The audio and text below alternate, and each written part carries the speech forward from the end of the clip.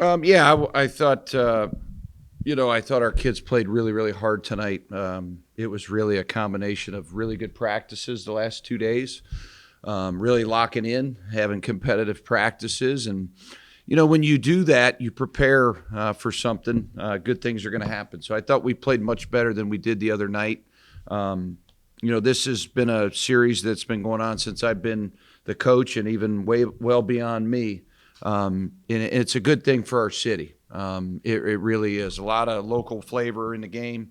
A lot of kids that grew up on Youngstown State basketball, to be honest with you, and have watched it and seen all the good players come through here. So Coach Roki and I are pretty good friends, and they kind of bailed us out when those two Division I teams canceled on us. Niagara, obviously, with the NCAA waiver not coming through, we were forced to play another Division I game, and then Western Illinois buying us out, at the last minute. So, probably too many non-Division I games, but we didn't have much of a say in this schedule with those two games. We felt like, Dayton and Michigan and some of these other teams that we've played have been really good, Louisiana and Ohio U. So, we owe Westminster a lot to just even play the game.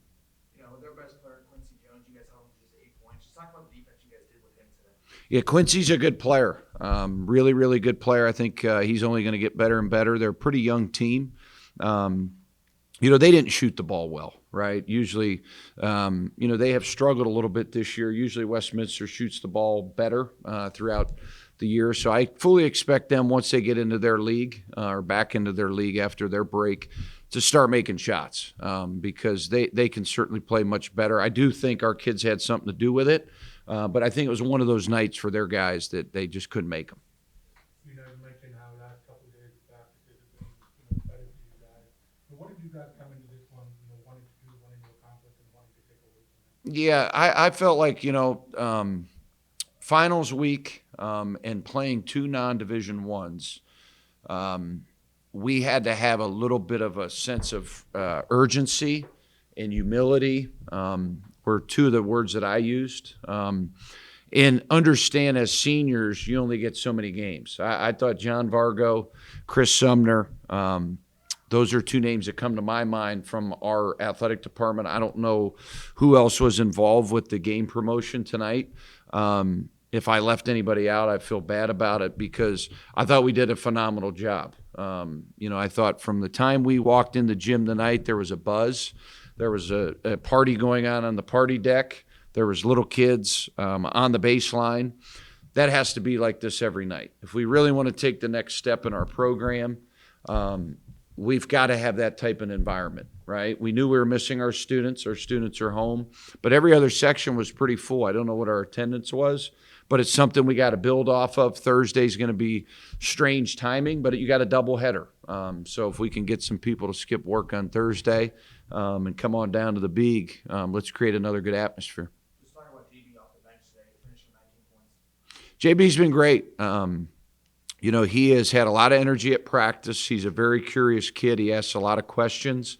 I think he wants to be great. I think he's in a totally different role. He's on a much better team than he was at Florida A&M. He's probably, I think we've already won as many games as he did last year, if I'm not mistaken. I don't know how many they won, maybe 8 or 9, but it's close. And I think, as Brett said, guys come from different places, right? And as you spend time together, they're really gelling. Tomorrow night, we'll have a Christmas party at my house. We'll have everybody that is associated with our program, right? From our SID, Jamie, to our radio guys, to our managers, to our academic people. That's what type of chemistry this program has, right? And that's why we've been pretty good. It's only going to get better. But we've got a really, really difficult game in a couple of days. The team that is really hard to score on, they only give up 65 points a game. So we've got to have good prep.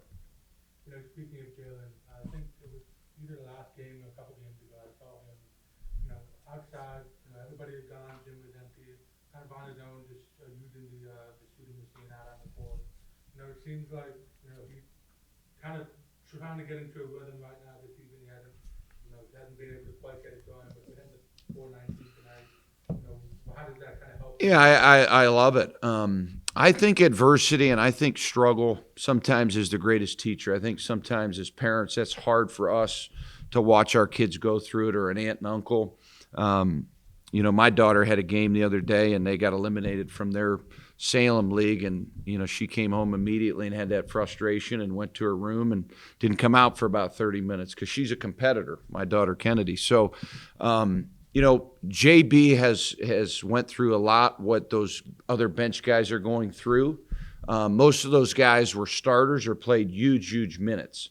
I think as the season goes, they're going to have big moments. Those kids on that bench, our bench, are going to win us games.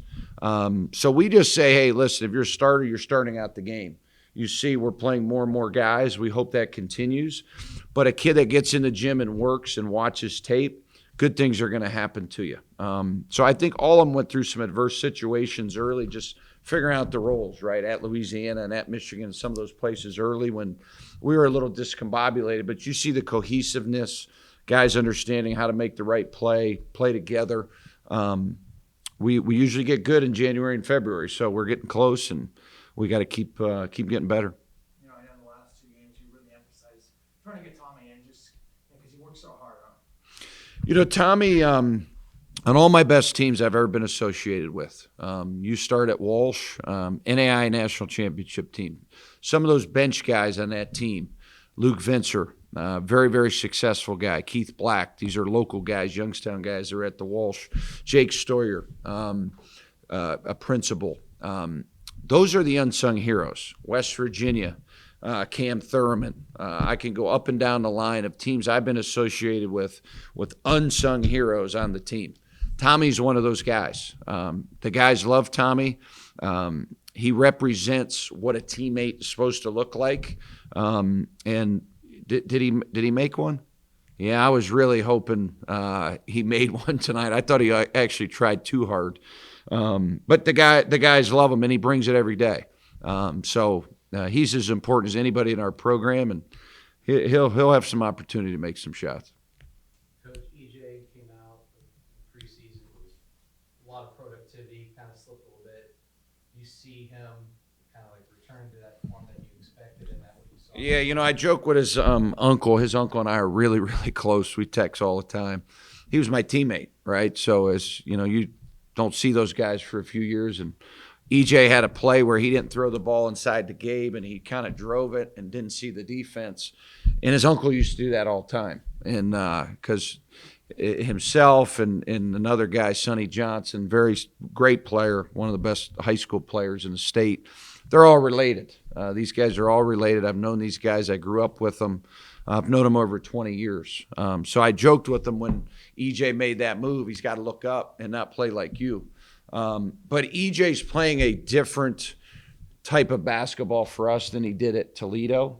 He plays out of more pick and rolls here. So he's got to continue to understand the game. But I think the last couple games, he's found his rhythm a little bit. And that's certainly going to help his confidence. I think so much is about confidence. So hopefully he can build off of this. I know you said you're a huge Browns fan. Just talk about that win last night. Incredible. So we had practice, Sauce. We went in over to Stanball because we practiced at 4 o'clock. I thought the game would be over by then, but now all these sporting events, you can't get out anywhere, even our game.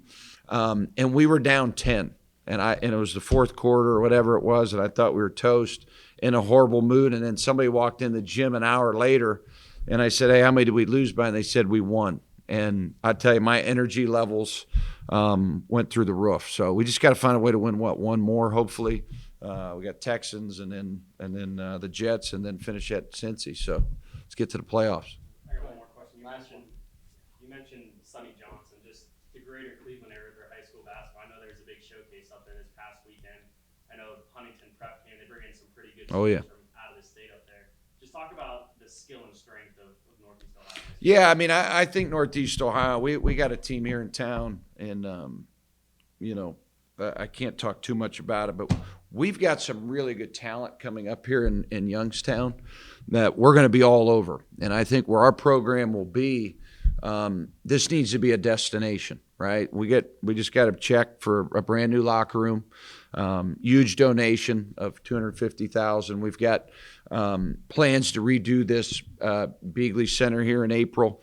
We need to lock down Northeast Ohio. And Sonny Johnson and I go way back. They do so much for the Cleveland area with showcases, all the talent. Another high school coach, Chet Mason, a good friend of mine. He's actually EJ's godfather. So I think we got to be in a place where we're competing against Akron and Ken and Ohio U now once we upgrade this facilities, because we've won a lot of games here and we feel pretty comfortable we can compete in those recruiting battles now.